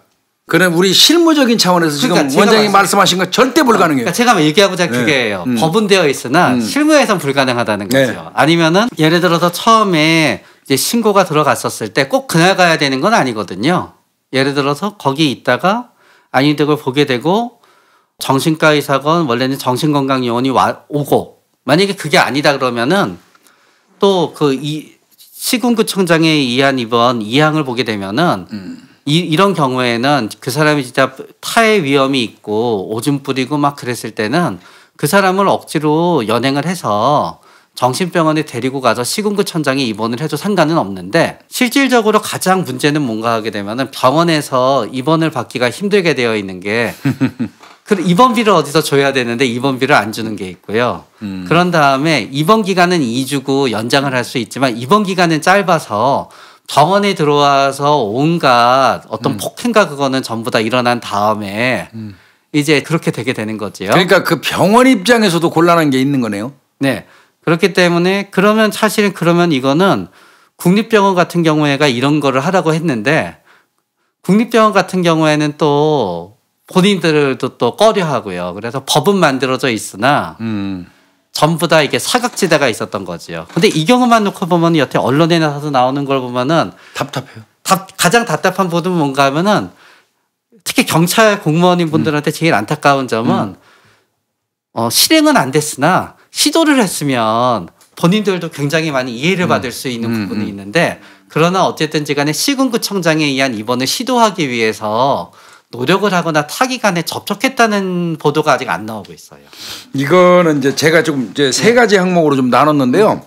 원래 이제 이 고위험군 정신질환자 같은 경우는 치료를 일반 병원에서 하다가 퇴원을 하게 되면 원칙적으로는 정신건강복지법에 어떻게 명기되어 있냐면요. 그 사람의 거주지 관할 보건소, 즉 말하면 지역 정신건강센터에다가 명단을 통보해 주도록 돼 있어요. 다만 그 조건이 가족이나 그 환자의 가족이나 그다음에 본인의 동의를 득해야 돼요. 그런데 안인득 같은 경우는 본인이 거부했기 때문에 진주 시내에서 1년 남짓 치료를 했음에도 불구하고 안인득이가 살고 있는 보건소로 통보가 명단이 안 됐어요. 그러다 보니까 그 안인득이가 살고 있는 거주지 관할 보건소에서 우리 관내에 안인득이라는 조현병 환자가 와서 살고 있다는 사실 자체를 인지하지 못했습니다. 이건 엄청 심각한 거예요. 그 부분 분명히 문제가 있고 제 생각은요. 만약에 의료기관에서 지역 보건소로 통보를 해줄 때 동의를 한다고 그러면 그 동의 대상, 그 통보 대상에 경찰을 반드시 포함시켜줘야 돼요. 제가 약간 정리를 하자면 저도 실무를 해봤잖아요. 지구대에서 저 같은 경우는 저 사람이 어쨌든 심리학적이라든지 이런 부분에 대한 지식이 있다 보니까 저 사람이 어떤 정신질환적인 요소를 가지고 있다는 부분은 조금 구별이 돼요. 근데 일반 경찰들이 경찰한테 그걸 구별하나? 그러니까 조현병이다 아니다를 판단할 때 잠깐 보는 거거든요. 그랬을 때 섣불리 판단이 안 돼요. 그냥 어떤 정황 증거로 봤을 때 저 사람은 난폭한 사람이야, 저 사람은 그냥 어떤 폭격적인 사람이야 이런 인지만 되기 때문에 그런 부분에 대한 사실 저는 차후라도 어떤 교육이라든지 인지할 수 있는 시스템들이라든지 교육들이 분명히 필요하다라고 생각은 들어요. 왜냐하면 그 주민들이 겪는 고통은 진짜 심하거든요. 엄청나죠. 네. 그리고 교수님 말씀대로 저도 제가 가보니까 병원에서 저 방송하냐고 많이 접촉을 해봤는데 병원에서 안 받겠다는 거예요. 저 사람. 그러니까 실무에서 안 받겠다는 데가 너무 많으니까 그것도 두 번째 문제였고 세 번째는 이 사람들이 병원을 갔다가 다시 백해서 여기 다시 주민들 여기로 오잖아요. 심각해지죠. 근데 자기가 본인이 들어간 것이 아니라 강압적으로 들어갔거나 가족에 의해 들어갔잖아요. 그때부터 보복이 엄청 심해져요. 그것에 대해서 신중해야 돼요. 다시 특히 이제 그 어떻게 보면 이렇게 얘기하지만 공공주택 뭐 이런 데 있잖아요. 임대주택 가신 분들은 다시 올 수 있는 확률이 너무 많아지다 보니까 근데 이분들은 다시 이사 갈 수도 없어요. 자기네들도 경제적 한계가 있다 보니까 그러니까 그게 계속 순환이 되는 거예요.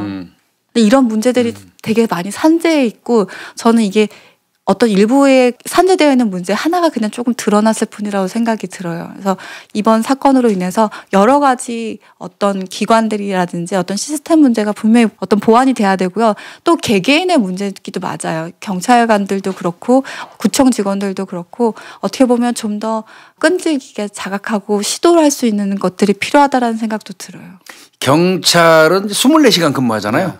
그러니까 제가 생각할 때는 정신건강센터 요원의 현장 출동 의무를 만들어야 돼요.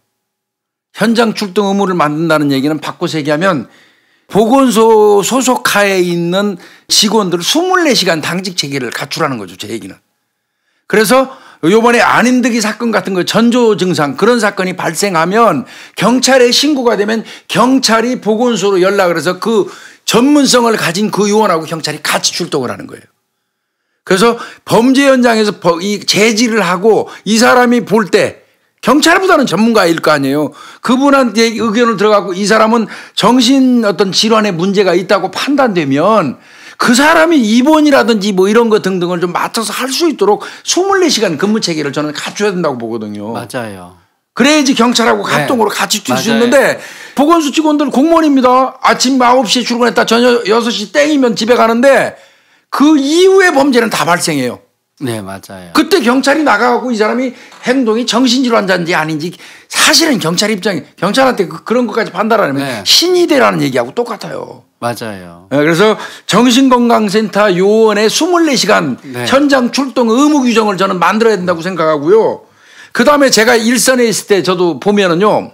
그래요. 이제 응급 그 입원 제도가 생겨가지고 경찰이 정신 좀 질환이 있는 사람들 데리고 와서 입원시키려고 병원에 가요.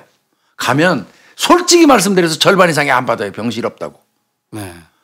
첫 번째가 병실없다고 안 받고 두 번째는 정신병원에 우리 병원에 입원시키기 전에 저 사람의 신체에 다른 걸 진단하고 오래요.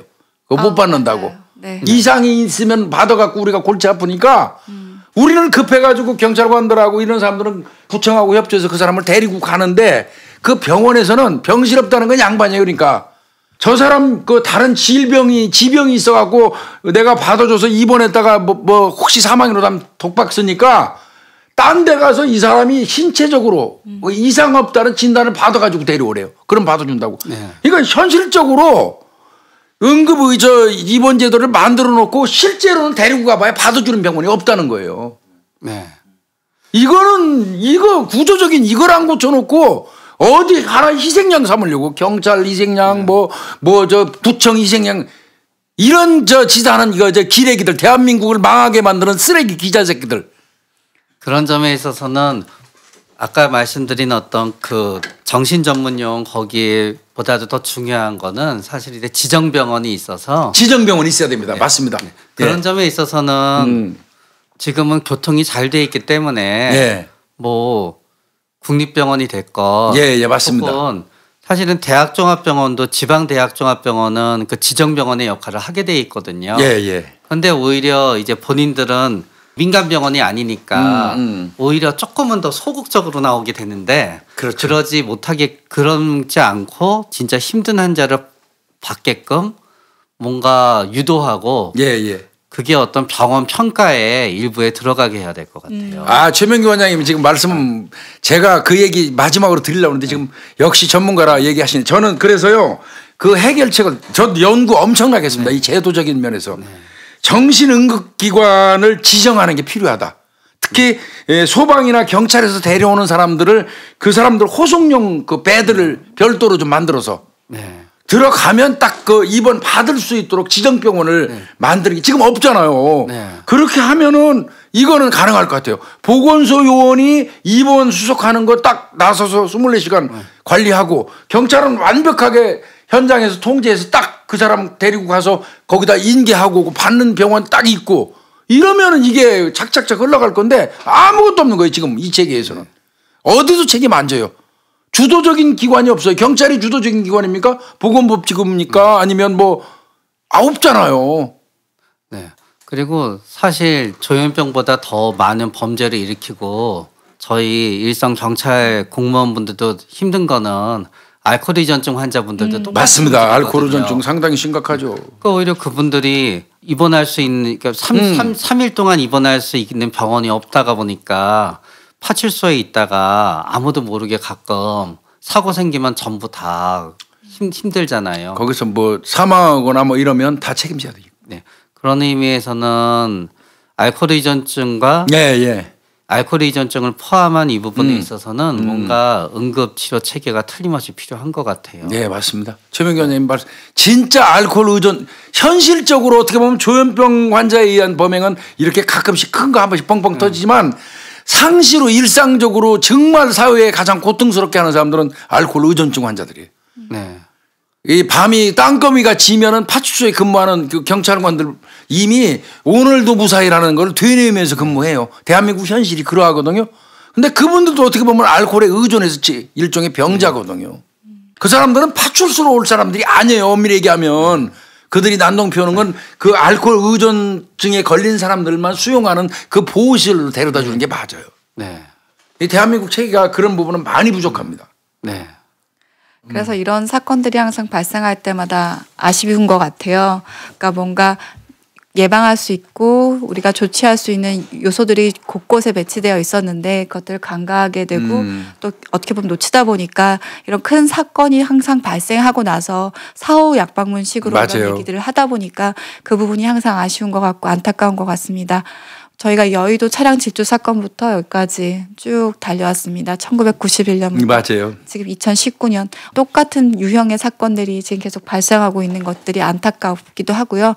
또 이런 부분들이 많이 또 보완된다면 조금 더 안전한 한국에서 살지 않을까라는 기대를 가지면서 여기서 마무리하도록 하겠습니다. 그 정남규 사건은 우리 김윤희 프로파일러가 권일용 팀장하고 프로파일 했잖아요.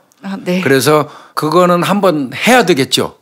조만간 해야 되시겠죠. 저 동공지진 일어나는 거 보이시죠? 하기 싫습니까? 아닙니다. 근데 반드시 하셔야 되고요. 네. 하실 때 우리 그 정남규 서울 서남부 살인 사건 범인 정남규 할 때 우리 최명규 원장님 좀 모셔서 같이 우리 김윤희 프로파일러하고 이렇게 진행하려고 하는데 참석해 주시겠죠? 네. 여기서 한번 약속하시고 가시는 게 맞을 것 같아요. 때문에 그런 게 아니라 최명규 원장님한테 확답을 받으시려고 지금. 그럼요. 네.